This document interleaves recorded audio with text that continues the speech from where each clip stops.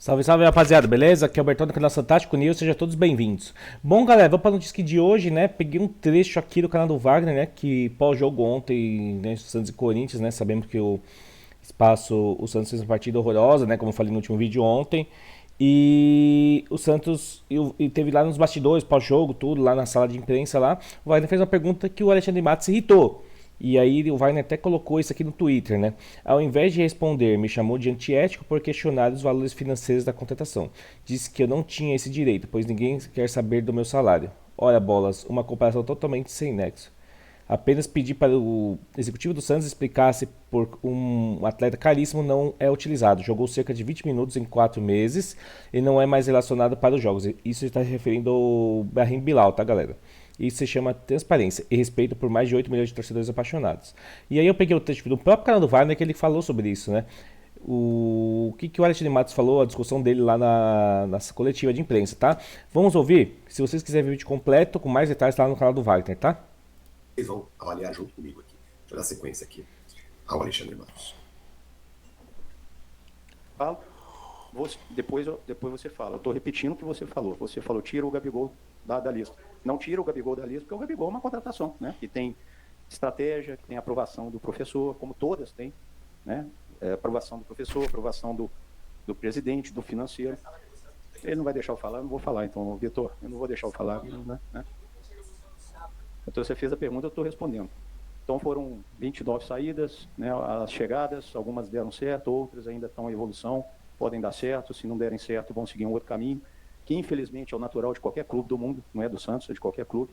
Acho que a gente definiu as carências, dentro das carências a gente sabe que nós estamos no Santos, como você mesmo disse, o elenco é bom, que nós achamos que é bom, nós achamos e sabemos que temos que pontuar como estamos pontuando, por isso que o Santos está sendo muito criterioso e não trazer por trazer, né? Entendendo ainda mais a cultura do Santos, né? Que temos a cultura muito forte aqui. E aí, como o Juan disse, ele vem aprendendo, eu venho conhecendo e venho aprendendo a trabalhar no Santos, que é um clube muito particular, um clube que tem uma particularidade muito forte, né? Que a gente tem que entender, né? Que é a questão da base, a gente, talvez qualquer clube do mundo vender um lateral, talvez se fosse no mercado buscar um lateral, aqui a gente tem que analisar o que nós temos em casa e a nossa prioridade é a categoria de base. Até entrando na sua pergunta, a nossa prioridade é a categoria. Hoje tinha acho que um terço do nosso, um terço do nosso elenco é da categoria de base. Óbvio, colocar para jogar ou não, uma situação técnica, aí a gente não entra, certo? Mas eu acho que o Santos está no caminho, dentro da sua realidade. Essa gestão é uma gestão de muita responsabilidade. É uma gestão que prioriza a organização total do clube, e isso não vai ser da noite para o dia. Sei que dói, e as pessoas querem da noite para o dia, mas isso não vai acontecer da noite para o dia. A gente precisa entender que tem um processo, e o Santos está sofrendo esse processo, mas vem cada vez mais melhorando.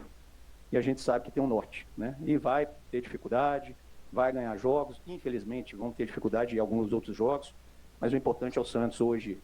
Tem alguns jogadores que às vezes precisam buscar um outro caminho, os jogadores hoje dizem não, porque não querem sair do Santos.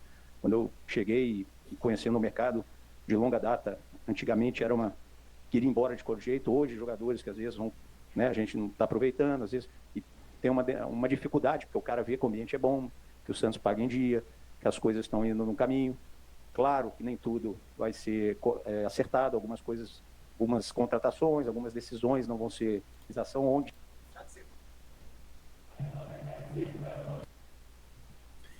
e as coisas vão acontecer mesmo com muita dificuldade. Obrigado a vocês.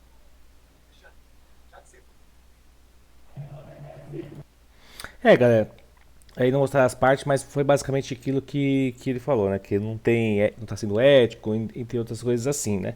Mas sabemos que é um ano difícil. Na minha cabeça, pode ser que as coisas mudem, muito começo de temporada. Querendo ou não, os caras tiveram uma semana para treinar, já teve 3 clássicos, sabemos a intensidade de um clássico, né? Então, e a gente tem que olhar a classificação, galera, independente, né? Ó, classificação, Campeonato Paulista. O Santos está no limite ali. Está no limite, oitavo lugar. E vai pegar o líder do campeonato no próximo domingo na Neoquímica, que é o Bragantino. Tá? Então, jogo difícil para o Santos, tá? Não vai ser jogo fácil.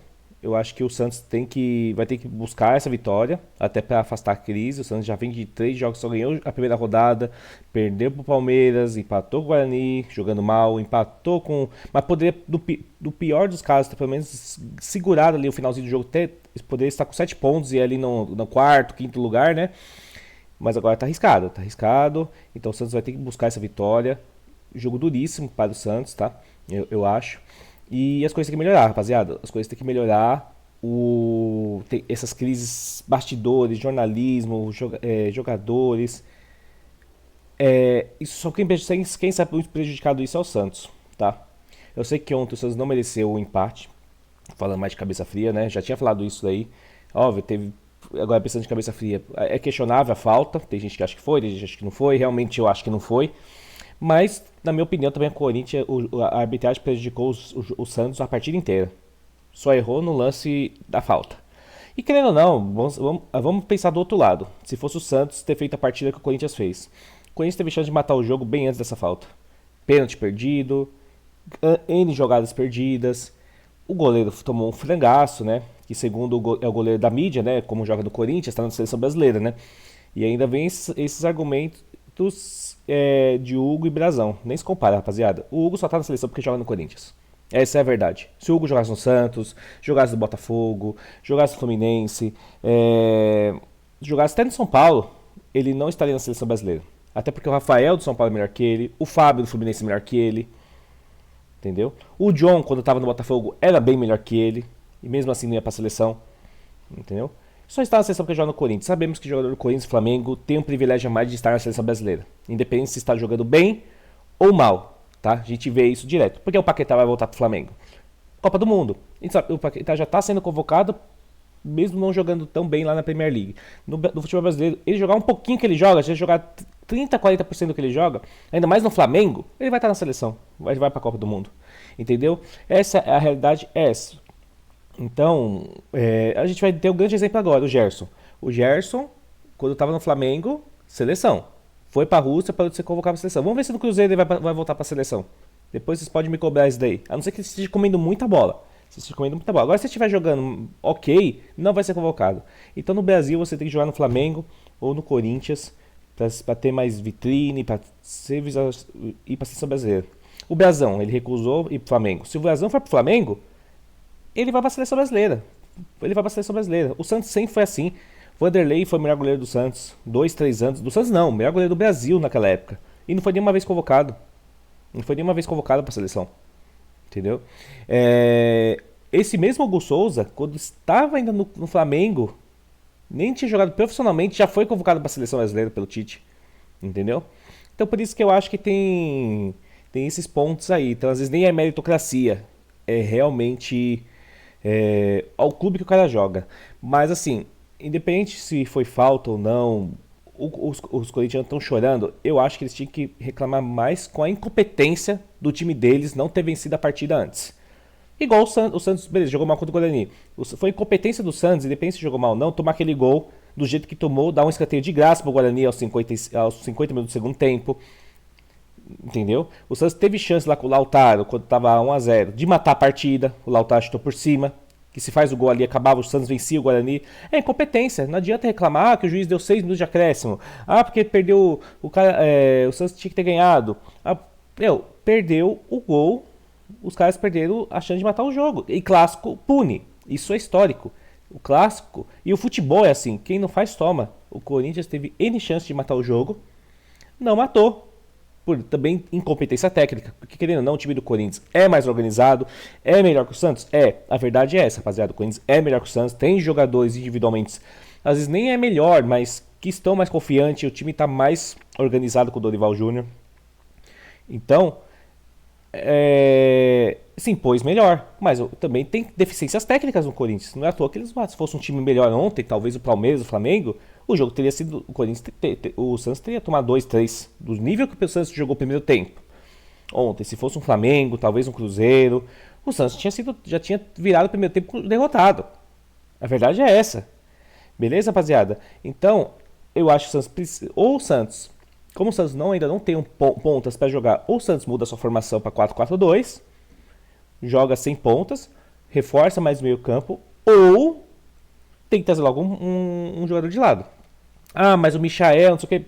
Tá embrolho, rapaziada. Eu acho que ele vai vir. Mas tem esses embrolhos do Flamengo. E o Flamengo é um clube que, enquanto não tiver tudo certinho, não acertar, os caras não tem pressa pra liberar. Deixa lá, se qualquer coisa ele joga o Carioca. O Flamengo não tem pressa. O Flamengo tem caixa suficiente pra manter um jogador de 1,5 milhão lá e nem jogar. Ainda tô que eu falei pra vocês no vídeo de ontem. Michel jogou 20, acho que a mesma quantidade de partidas ou até menos que o Neymar jogou ano passado. E o Neymar machucado o ano todo. E pro Flamengo tá de boa pagar 1,5 milhão pro cara que nem joga. Diferente do Santos, que paga 1 milhão e pouco pro Bilal, Brahim, que foi a discussão do Alexandre Matos com o Wagner Frederico, e o cara nem é relacionado. Beleza? Então, o que o jornalista quer saber? Por que o Santos trouxe um jogador tão caro, que na Europa nunca chegou a ser conhecido, né? No futebol europeu, nem ser um jogador médio da Europa, de um time médio da Europa pequeno, mas não chegou nem a ser conhecido para o Santos chegar e pagar tudo isso para um cara que ganhava acho que 10 ou 20 mil euros por mês, entendeu? Não tem sentido nenhum. Beleza, rapaziada? Eu falei que as notícias foram essas, tá? Curte, se inscreva no canal Tático News e vamos ver, galera, vamos ver. Mais que o resultado não foi bom, o desempenho do Santos tudo, mas o Santos, no pior dos casos, conseguiu esse pontinho que ainda coloca ele na zona de classificação, porque se o Santos perde ontem, que era realmente ter perdido, o Santos estaria na 10ª colocação aqui, né, junto com Primavera, Mirassol, e lembrando da recuperação, tá? Não tem nada garantido, porque tem 2 times aqui que pode surpreender ainda na classificação, tá? Que é o Mirassol e o São Paulo. Ah, mas o São Paulo tá mau momento como o Santos tá. Acho que até pior o momento do São Paulo que o Santos, porque o São Paulo tá com uma crise política, presidente pichado, tem outra coisa aqui. Mas é um clube grande. E o São Paulo individualmente tem bons jogadores também. Talvez, igual você falou, o que está acontecendo fora de campo está afetando dentro. Então por isso que o São Paulo está ruim. Mas é um clube que pode chegar amanhã e o Santos tem um clássico ainda, né? No Morumbi contra o São Paulo. Então, sabemos que é perigoso. E querendo ou não, o São Paulo vai com tudo para ganhar esse jogo. Beleza, rapaziada? Então, e o Mirassol também. O Mirassol a gente tem que entender porque o Mirassol está se recuperando. O Mirassol tá com o elenco totalmente modificado, perdeu muitos jogadores e tá refazendo o time. Não tem a base do ano passado. Então tá sofrendo ainda com o entrosamento. Teve pouco, a pré-temporada foi curta, mas eu acho que o Mirassol ainda vai melhorar. Vai melhorar. E eu ainda acho que vai classificar. Então há risco sim de não passar os 4 grandes, tá, rapaziada? Não tem muito risco de não passar os 4 grandes. Assim, Palmeiras a gente sabe que vai passar, mas Corinthians, Santos, São Paulo, abre o olho. Abre o olho. Beleza, galera? Curta o canal Tático News, tá? Que eu respondo vocês. Obrigado, galera, e até o próximo vídeo.